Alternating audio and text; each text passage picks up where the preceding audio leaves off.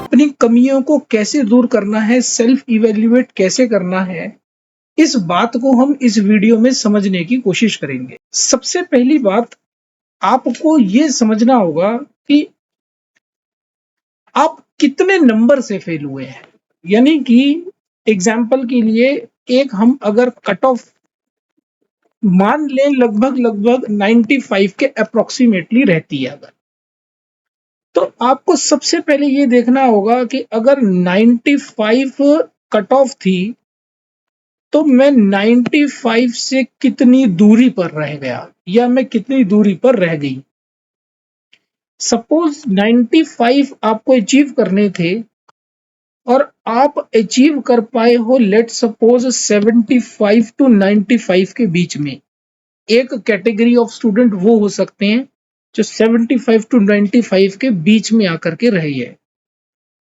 उन्होंने 75 में कैसे कह रहा हूं, 75 जिन्होंने अपने आंसर की को चेक किए हैं। जिनके पास आंसर कीज नहीं है वो हमारी वेबसाइट पे भी जाकर के ले सकते हैं। हमारी टेलीग्राम चैनल पर भी आंसर की अवेलेबल है, ले सकते हैं। फिर भी अगर किसी को नहीं मिलती है तो हमसे कांटेक्ट भी कर सकते हैं और हमसे आंसर की ले सकते हैं। तो वो सबसे पहले तो ये चेक करें कि उनके नंबर बनते कितने, और अगर उन्हें लगता है कि हम 75 टू 95 में रहे हैं तो ये एक कैटेगरी ऑफ स्टूडेंट है, और अगर उन्हें लगता है कि वो 50 टू 75 में रहे हैं तो वो दूसरी कैटेगरी ऑफ स्टूडेंट है। और तीसरा कुछ ऐसे बच्चे भी हो सकते हैं 50 टू मतलब 0 टू 50 के बीच में रहे हैं। ये तीन कैटेगरी के स्टूडेंट हैं, category number 1, category number 2, category number 3। तो आप सबसे पहले ये देखें कि आप किस कैटेगरी में आते हैं। इस एग्जाम की आप तैयारी कर रहे हैं तो सबसे पहले तो ये बात जाननी जरूरी है कि आखिरकार हमारी तैयारी का लेवल क्या है, हम कितने बुरे से फेल हुए हैं। क्योंकि ये बात यहीं से तय होगा कि आपकी आने वाली स्ट्रेटेजी अब कैसी होनी चाहिए और आपको कितनी मेहनत की और कितने हार्ड वर्क की जरूरत है। अगर आप कैटेगरी नंबर 3 में है तो इस बात की संभावना बहुत ज्यादा बढ़ जाती है कि अगली बार आप इस एग्जाम को जरूर निकाल देंगे। तो मोस्ट प्रोबेबल बच्चों की कैटेगरी में आ जाते हैं अगर आप कैटेगरी नंबर 3 के अंदर हैं तो मोस्ट प्रोबेबल कैटेगरीज के बच्चों में आ जाते हैं। खास करके अगर आप 85, 84, 87 के आसपास ला पाए, इसमें कहीं पर भी अगर आ पाए तो मुझे लगता है कि ऐसे बच्चों को गिव अप बिल्कुल नहीं करना चाहिए। कुछ बच्चे पूछते हैं कि सर एग्जाम नहीं पास हुआ तो क्या छोड़ दें इस लाइन को। तो मेरी एक सिंसियर एडवाइस है, खास करके ऐसे कैटेगरी के बच्चों को जो 75 टू 95 के बीच में कहीं ना कहीं स्कोर करवाए हैं, तो ये वक्त थोड़ा मुश्किल है।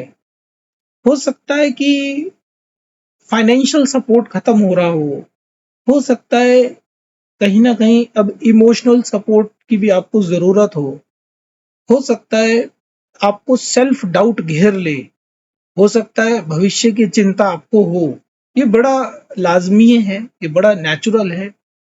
हर किसी की जिंदगी में चिंताएं रहती हैं। ऐसा कोई इंसान नहीं है जिसकी जिंदगी में चिंता ना हो, चुनौतियां ना हो, परेशानियां ना हो। लेकिन आखिरकार एक महान इंसान वही होता है जो इन चुनौतियों से ऊपर उठ जाता है। वो नदी क्या जो चट्टानों से ना टकराए। तो आप किस हर नदी के सामने जो है चट्टाने आती हैं, हर नदी के सामने समस्याएं आती हैं, अंततः वो समुद्र में चली जाती है, मिली जाती है। तो एक कैटेगरी के बच्चे तो बच्चों ये हैं कि जो 75 टू 95 के बीच में अगर आए हैं तो इन बच्चों को अगर थोड़ी सी भी गाइडेंस मिल जाए, थोड़ी सी भी।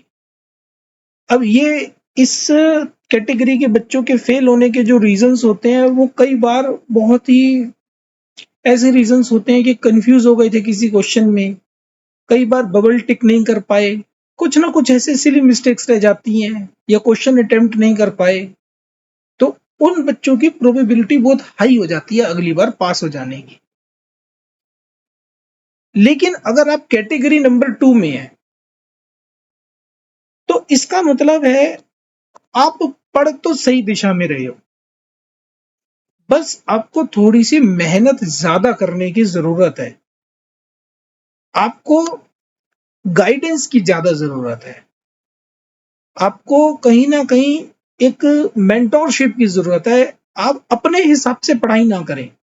और ये मैं ऐसा इसलिए कह रहा हूं क्योंकि मैं अपने अनुभव के आधार पर आपके साथ एक बात बिल्कुल शेयर कर सकता हूं कि मैं देखता हूं एक बार एक बच्चा जो है, सपोज करो पहले अटेम्प्ट में 30-40 नंबर लाता है, 30-40% लाता है। फिर वो देखता है 30-40 नंबर के बाद अगले अटेम्प्ट में हम देखते हैं कई बार पहले अटेम्प्ट में बच्चा 60 नंबर तक स्कोर कर लेता है, 55 नंबर तक स्कोर कर लेता है। अगली बार वो 80-85 तक आ जाता है, या फिर वो थोड़ा सा बेटर हो जाता है, लेकिन नेक्स्ट अटेम्प्ट में भी वो क्वालिफाई नहीं कर पाता। फिर सेकंड अटेम्प्ट में उसको पता लगता है यार मेरे से तो बहुत बड़ी गलती हो गई है, मेरे से तो मुझे कहीं ना कहीं मैं अभी भी बहुत सारी चीजों को इग्नोरेंस में जी रहा था, इग्नोर कर रहा था, काश मेरे को कोई बता देता। तो ऐसे बच्चों को खास करके जो 50 to 75 वाले हैं, इनकी दिशा सही है, इनका एनवायरनमेंट सही है। इसका मतलब है इन्हें थोड़ा सा ज्यादा मेहनत की जरूरत है, थोड़ी सी ज्यादा गाइडेंस की जरूरत है। ये सेकंड प्रोबेबल बच्चे हैं जो इस बार नेक्स्ट टाइम जब एग्जाम होगा तो उसको निकाल देंगे। और जो 0 to 50 के बीच में स्कोर कर पाए हैं, तो 0 to 50 के बीच में जो स्कोर कर रहे हैं उन बच्चों को मुझे यही कहना है इस वीडियो से कि कहीं ना कहीं शायद आप भ्रम में जी रहे हो।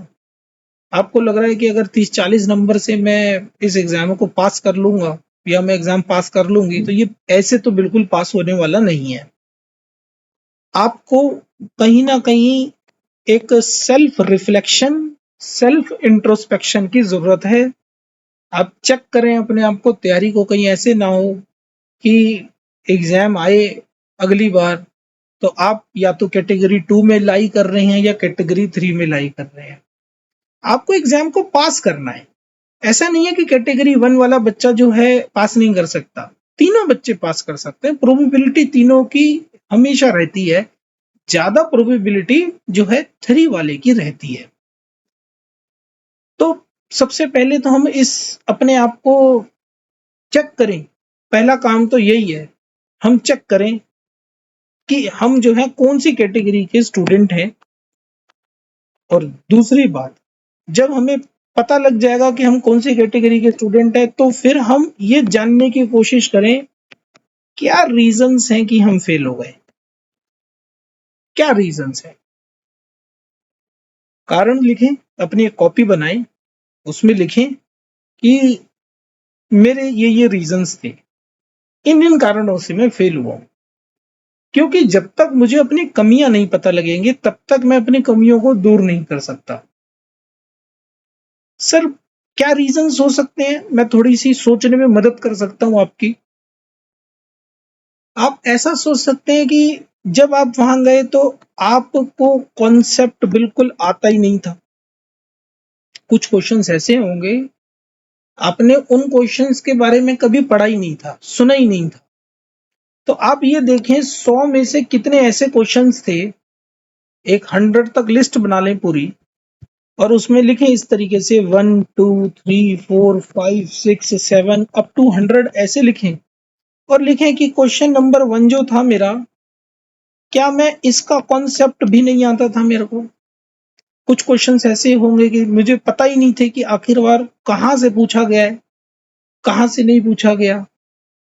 दूसरा, कुछ ऐसे बच्चे हो सकते हैं कि उन्हें लगे कि सर मैंने ये तो पता है कि यूपीएससी कहाँ से पूछ रहा था, कॉन्सेप्ट तो मुझे मालूम था, लेकिन मैं पढ़ने के बाद उसको कंफ्यूज हो गया।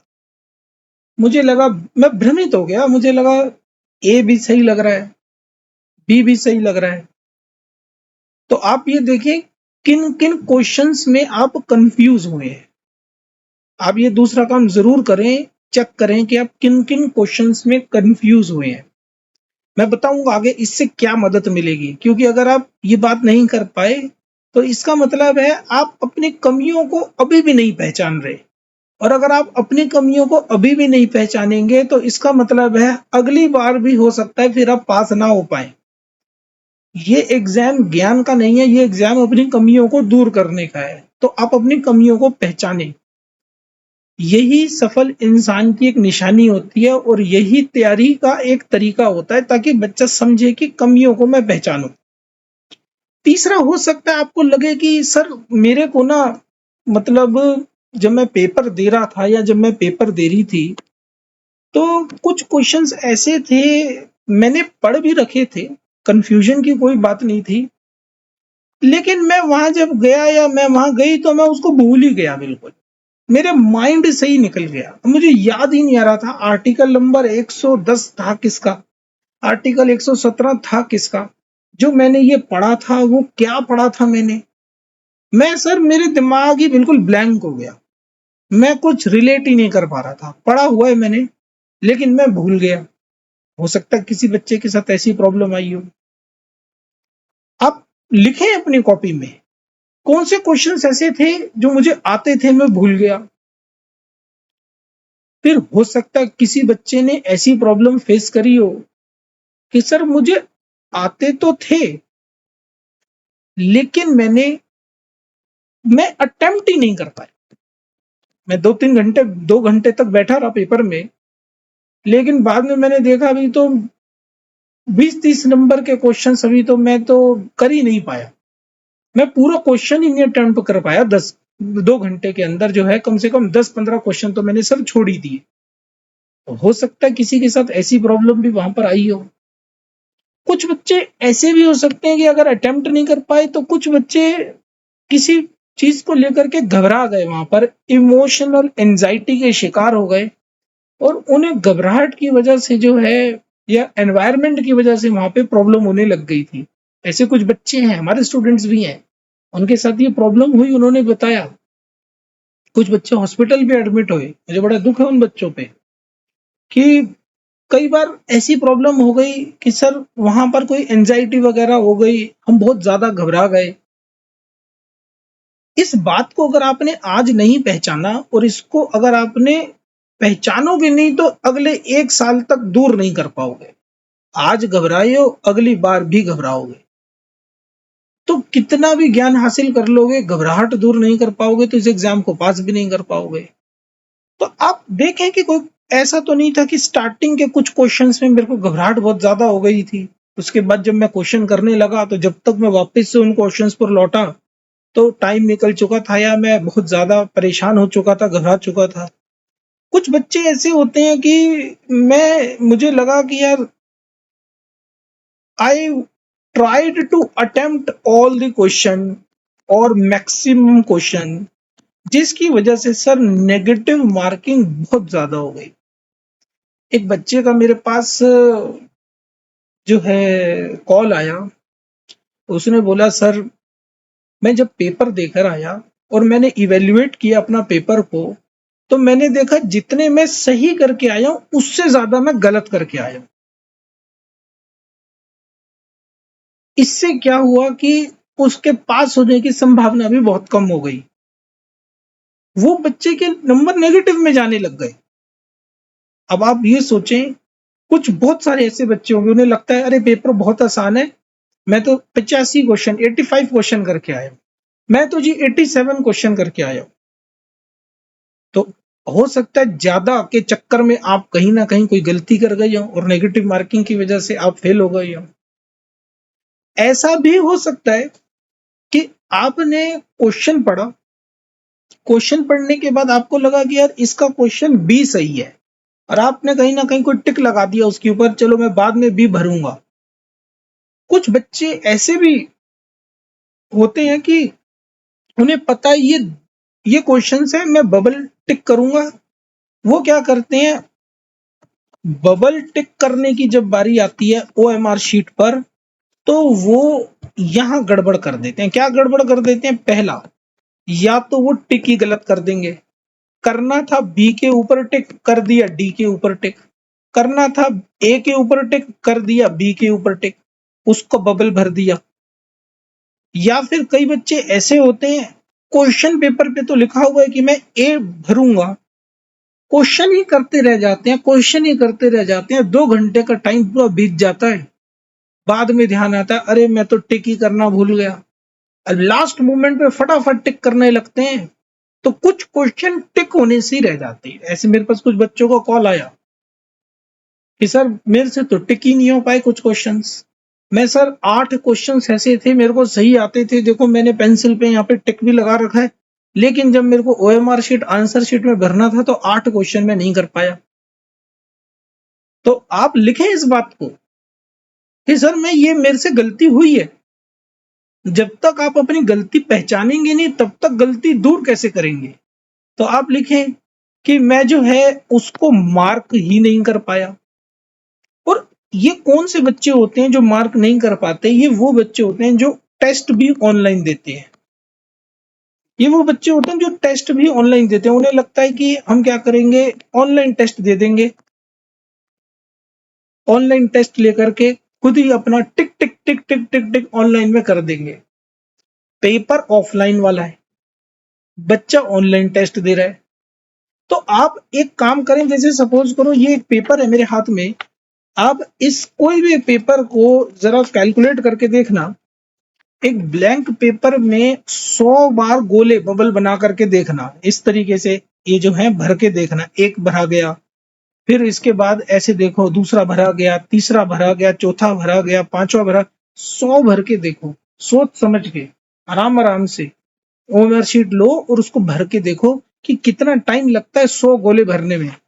हालांकि 100 तुम कर नहीं पाओगे, लेकिन भर के देखो 5 मिनट, 7 मिनट, 10 मिनट कितने का टाइम लगता है। तो 2 घंटे के पेपर में 10 मिनट तो आपको कम से कम उसके लिए भी चाहिए। एक एक मिनट कीमती होता है पेपर में, लेकिन बच्चा क्या करता है इस ऑनलाइन की वजह से। और अगर कोई ऑनलाइन टेस्ट दे रहा है, मजबूरी में दे रहा है, तो समझ आता है कि वो कहीं जॉब करता है, उसके पास टाइम नहीं आने जाने का।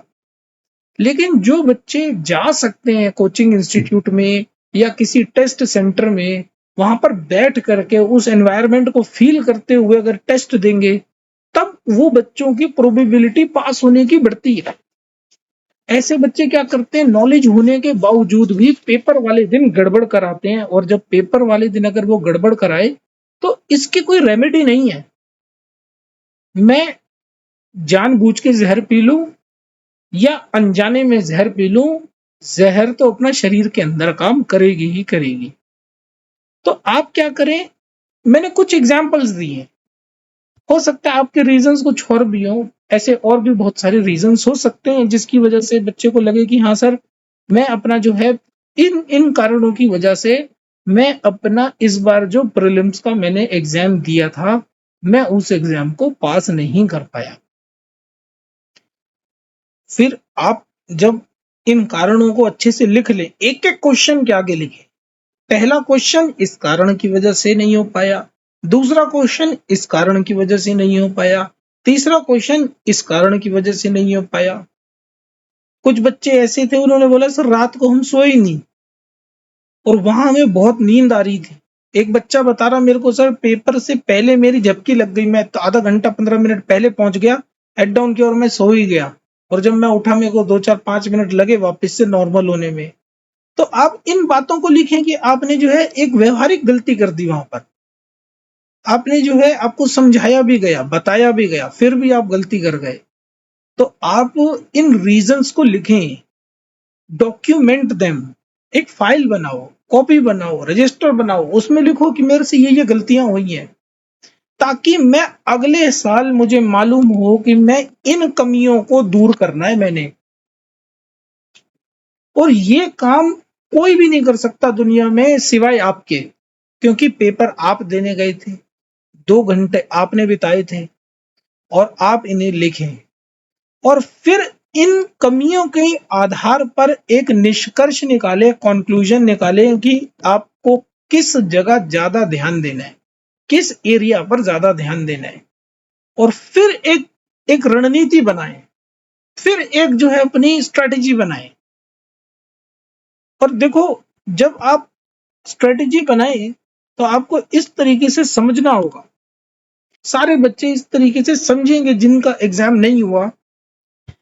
पहली चीज तो वो ये देखेंगे कि मेरा वीक सब्जेक्ट कौन सा रह गया। मैं एक वीडियो और बनाऊंगा। मैंने बताया कि मैं उन बच्चों की मदद करूंगा जिन बच्चों का एग्जाम नहीं क्वालिफाई हो पाया, और मैं सीरीज में वीडियोस लाऊंगा। तो एक प्लेलिस्ट मैं बना दूंगा उन बच्चों के लिए, तो आप उस प्लेलिस्ट को सब्सक्राइब कर सकते हो ताकि आपको जो है बार बार वीडियोस मिलती रहे। तो आपको क्या करना है, एक वीक सब्जेक्ट्स को आइडेंटिफाई करना है कि ये मेरे कौन से वीक एक सब्जेक्ट है या एक से ज्यादा सब्जेक्ट थे। मेरा साइंस वीक रह गया था बहुत ज्यादा, मेरा करंट अफेयर वीक रह गया था, मुझे यही नहीं समझ आ रहा था। साहिल रीजन का क्वेश्चन आया हुआ है पहला पहला सेट सी में, और मुझे यही नहीं पता लग रहा साहिल रीजन है कहाँ।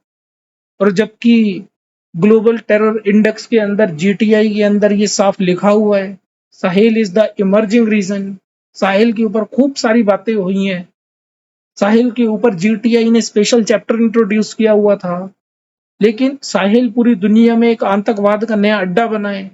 आपको नहीं पता लगी ये बात, कोई नहीं, हो सकता है यही तो कमी रह गई, यही तो कमियां हैं, ये तो कमजोरियां हैं। आप देखिए करंट अफेयर कमजोर रह गया आपसे, ज्योग्राफी कमजोर रह गई, साइंस एंड टेक्नोलॉजी कमजोर रह गई, कौन सा एरिया आपसे कमजोर रह गया।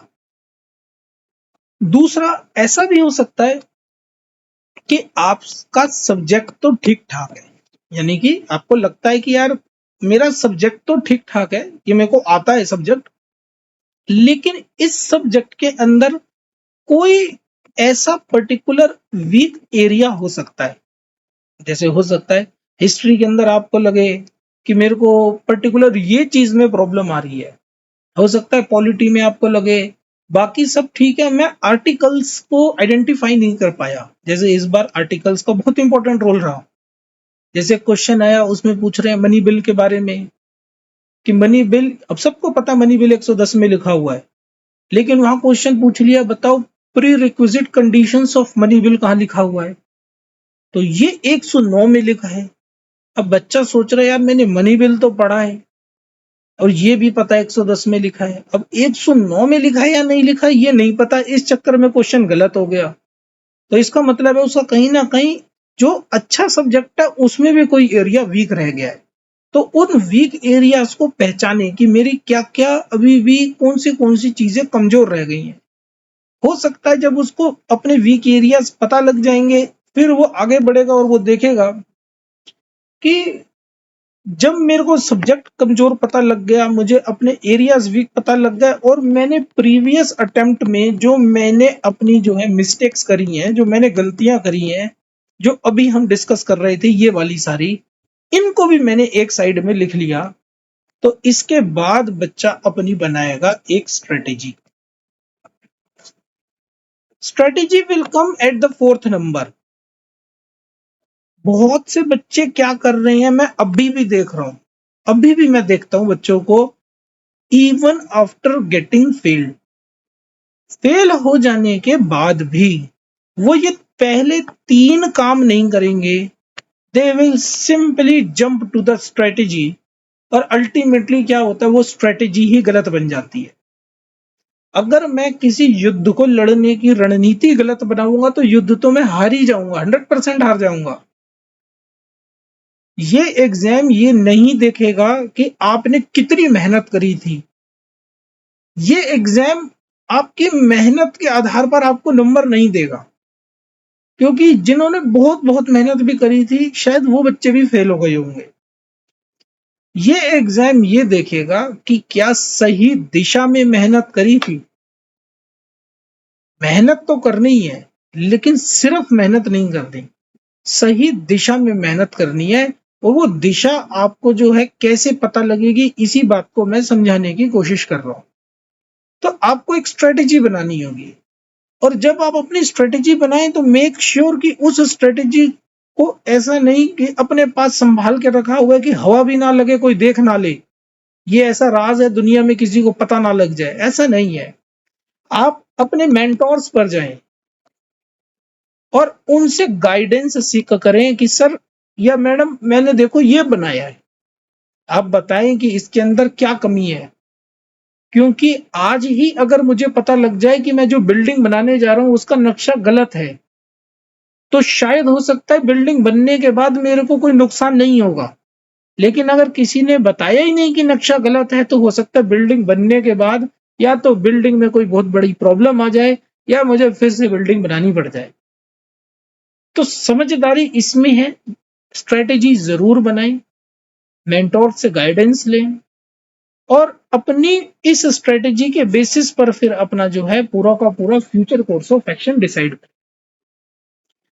इन सब चीजों में एक बहुत इंपॉर्टेंट रोल आता है टेस्ट सीरीज का, जिसके ऊपर मैं इस वीडियो में बिल्कुल बात नहीं करने वाला हूं, बिकॉज ऑलरेडी मैंने काफी बातें करी हैं इस वीडियो में। कुछ बच्चे कहते हैं सर हमने टेस्ट सीरीज लगाई हमारा फिर भी नहीं हो पाया। हाँ, नहीं हो सकता, जरूरी नहीं है कि टेस्ट सीरीज लगाने के बाद भी निकल जाए। अगर टेस्ट सीरीज लगाने से ही निकलता तो शायद सभी का निकल जाता। फिर ये तो बड़ा आसान तरीका हो जाता कि टेस्ट सीरीज लगाओ, पेपर पास हो जाओ। ऐसा नहीं होता। तो क्या करना सही है, अभी भी कहाँ कमियां रह गई हैं, मैंने अभी इस वीडियो में एक बात के ऊपर बात करी है। मुझे बहुत सारी बातें करनी है, शायद मैं अगर वो सारी बातें करने लगूं तो घंटों निकल जाएंगे।